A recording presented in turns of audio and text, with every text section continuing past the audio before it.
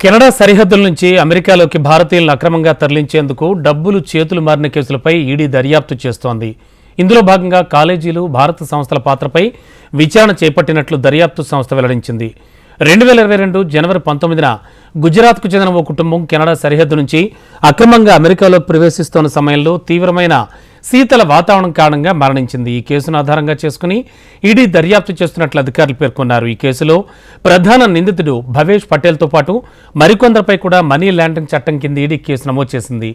నిందితులు మానవులను అక్రమంగా తరలించే సంస్థలతో కలిసి కుట్ర పన్ని భారత ప్రజలకు మాయమాటలు చెప్పి వారిని దేశ సరిహద్దులు దాటిస్తున్నట్లుగా అధికారులు వెల్లడించారు. అలాంటి వారిని కెనడా మీదుగా అమెరికాకు అక్రమంగా తరలిస్తున్నారని తెలిపారు. ఇందుకోసం కెనడా, అమెరికా విశ్వవిద్యాలయాల్లో ఉన్నత విద్యను అభ్యసించాలని, విదేశాల్లో స్థిరపడాలని కోరుకునే భారతీయులను ట్రాప్ చేస్తున్నట్లు తమ దర్యాప్తులో కనుగొన్నామన్నారు.